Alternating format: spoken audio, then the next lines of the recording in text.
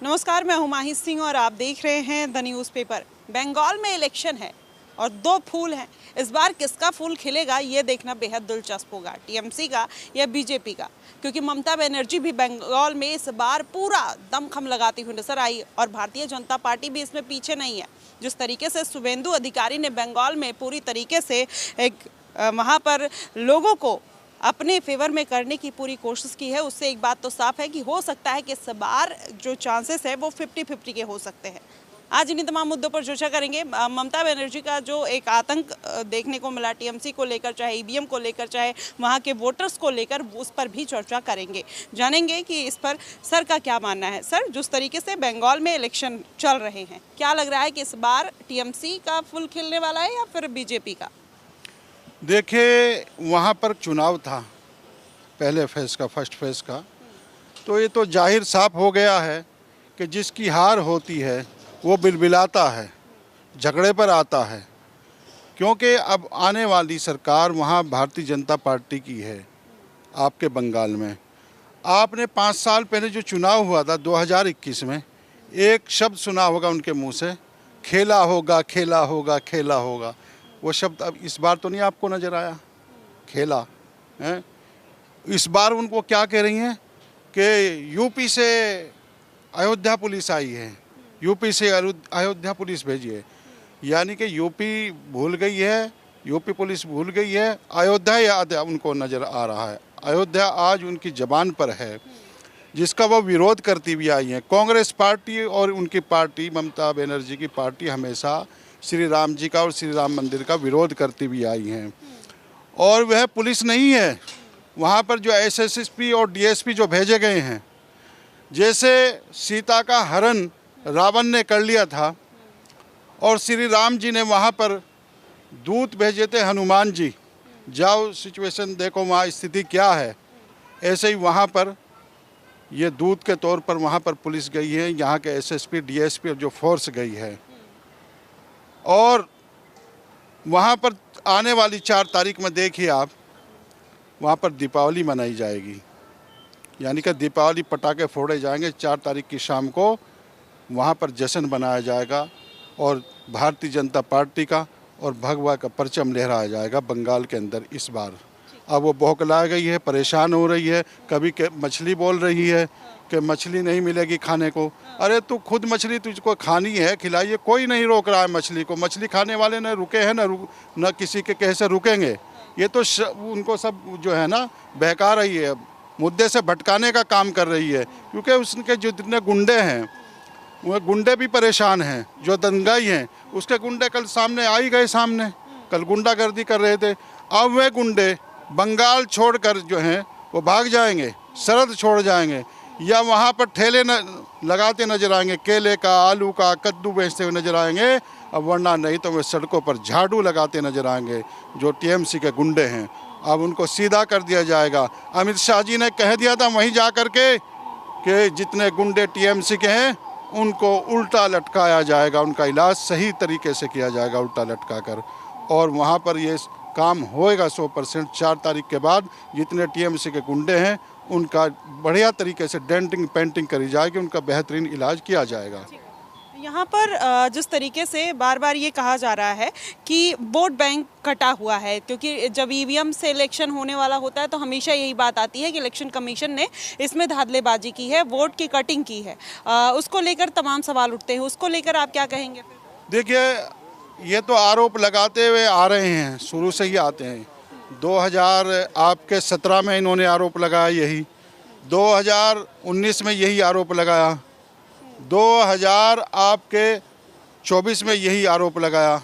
अब यूपी में भी 2027 का जो चुनाव आएगा उसमें भी यही आरोप लगाने का ये काम करेंगे। जब वहाँ पर सहारनपुर में सांसद इमरान मसूद कैसे जीत गए, जब वो ईवीएम पर नकली वोट पड़ते हैं, ये होता है। इकरा कैसे जीत गई है, बहुत सारे कांग्रेस के भी सांसद जीते हुए हैं, तब कहाँ वो जब वो वहाँ ख़राब नहीं होती ईवीएम। तो ये तो आरोप लगाते हुए आ रहे हैं। और इस बार जो है एसआईआर में रहंगियों के जितने वोट थे वो कट गए हैं, और जितना बढ़िया वोट था, सच्चा ईमानदार वोट था, जो असली वोट था, वो रह गया है।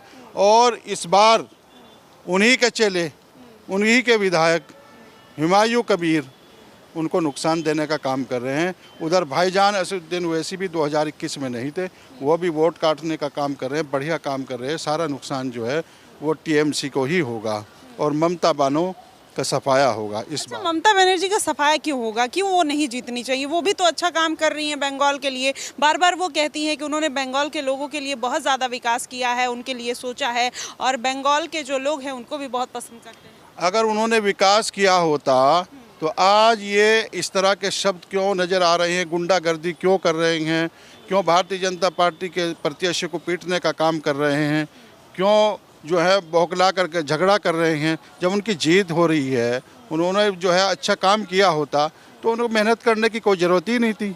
लोग उनको जिता रहे थे, जनता जिता रही थी। सत्ता का विरोध भी है और उसने जो वहाँ पर उनके गुंडों ने जो गुंडागर्दी फैला रखी थी, उन गुंडों से भी वहाँ की जनता परेशान थी। और इस बार जो है वहाँ की जनता उनका इलाज करने जा रही है और आने वाली 4 मई को भारतीय जनता पार्टी की सरकार बंगाल में बनने जा रही है। ठीक है, आपने घोषित कर दिया कि भारतीय जनता पार्टी की सरकार बनेगी। इसके पहले जब बांग्लादेशी वोट बैंक का बहुत बड़ा मुद्दा बंगाल में आया था, कहा यह जा रहा था कि उन्होंने बांग्लादेशियों का अवैध वोट बैंक कहीं ना कहीं बनवाया है और 90 लाख वोट इस बार इलेक्शन कमीशन ने काटे हैं। क्या लग रहा है कि उसका लॉस ममता बनर्जी को होगा या फिर भारतीय जनता पार्टी को होता हुआ नजर आएगा? क्योंकि इसके पहले भी जो एक पैमाना था भारतीय जनता पार्टी के जीतने का, जो आंकड़ा है, जो डिस्टेंस है, वो काफ़ी बड़ा था।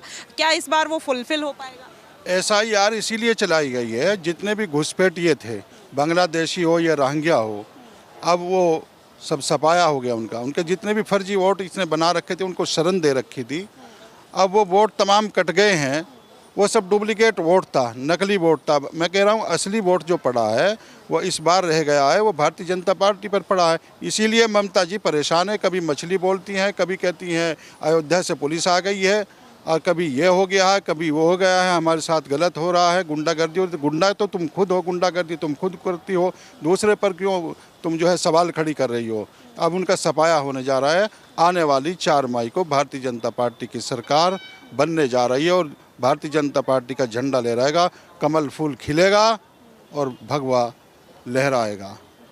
तो आपके हिसाब से इस बार ममता बनर्जी नहीं आने वाली हैं। दूसरी तरफ शुवेंदु सरकार को किस तरीके से पीटा गया, आपको क्या लगता है कि क्या ममता बनर्जी इतनी आसानी से ये वोट बैंक और बंगाल खुद के हाथों से जाने देंगी? क्योंकि जब आपने देखा कि कुछ दिन आईपैक वाला जब मुद्दा था, तो वो कैसे ईडी सीबीआई को रोकने के लिए फाइल जाती हैं, खुद निकाल कर लाती हैं और कहती हैं कि उनके पास ऐसे एविडेंस है कि अगर वो अमित शाह के खिलाफ अगर कुछ ऐसा बोल देंगी तो बहुत बड़ा ड्रामा हो जाएगा और उनकी सरकार भी गिर सकती है। तो इस पर क्या कहेंगे?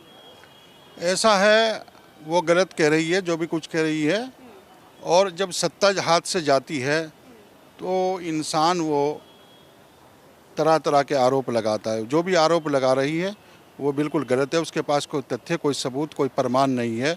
बिला वजह किसी पर आरोप लगाना नहीं चाहिए। अब तो उसी की जांच होगी, उसके तमाम जितने भी उसके ठेकेदार थे उन सब का भी इलाज होगा और वहाँ पर जांच करेगी और ये कुछ समय बाद ही जेल के अंदर होगी, खुद ही जेल के अंदर चली जाएगी ममता। इसका इलाज होगा जब जांच होगी, जांच के तरीके से।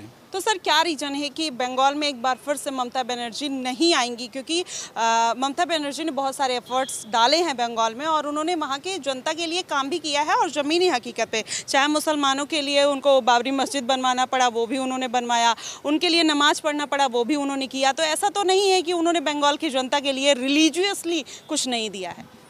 देखिए, इसका एक षड्यंत्र था मुसलमानों को लुभाने के लिए कि यहाँ हम बाबरी मस्जिद बनवा रहे हैं। ये इसका षड्यंत्र था, यानी कि बाबरी मस्जिद का सपना क़यामत तक भी पूरा नहीं होगा।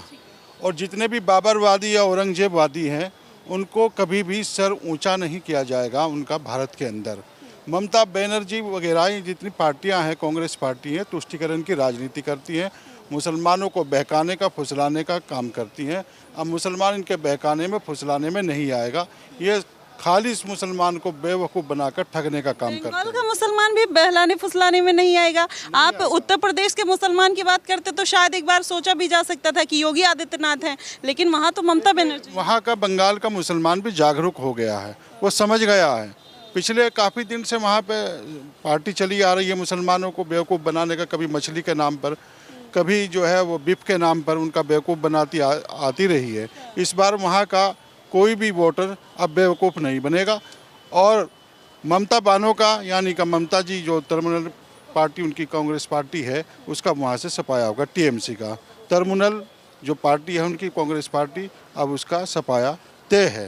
मतलब आपने स्वघोषित कर दिया है कि अब बंगाल में भारतीय जनता पार्टी की सरकार बनने वाली है, Mamata Banerjee out of the box जाने वाली है। बिल्कुल 4 तारीख को दिवाली मनाई जाएगी बंगाल के अंदर। अच्छा, दिवाली मनाई पटाखे पटकेंगे, दिवाली और होली साथ मनाई जाएगी इस बार।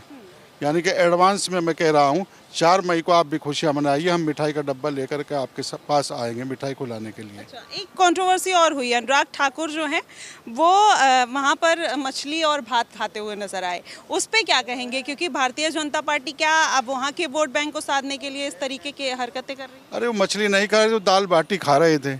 अब कोई मछली बोल दे तो उसका कोई थोड़ा ही आरोप लगा रहे हो, मछली नहीं खाते हैं। ठाकुर साहब हैं वो तो इस तरह के, वो तो प्याज लहसुन भी नहीं शायद खाते, मैंने पता किया है।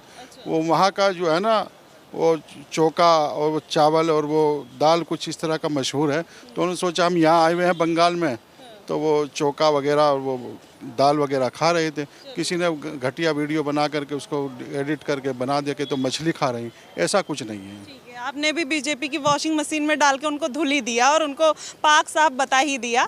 चलिए, फिलहाल आप क्या कहेंगे? बंगाल की जो राजनीति है वो काफ़ी गर्म नज़र आती है, लेकिन इस बार भारतीय जनता पार्टी उस पर कमल खिलाएगी पानी फेर के या नहीं, ये भी जानना बेहद दिलचस्प है। टीएमसी का फूल भी एक तरफ है, मुरझाया हुआ थोड़ा लग रहा है, और इस बार जो कमल है वो भी खिलता हुआ नजर आ रहा है। आपको क्या लगता है कि बंगाल में इस बार किसकी सरकार आने वाली है? आप हमें जरूर बताइएगा। फिलहाल के लिए बस इतना ही। देश और दुनिया की तमाम खबरों के लिए हमारे साथ बने रहिएगा द न्यूज़पेपर पे। धन्यवाद।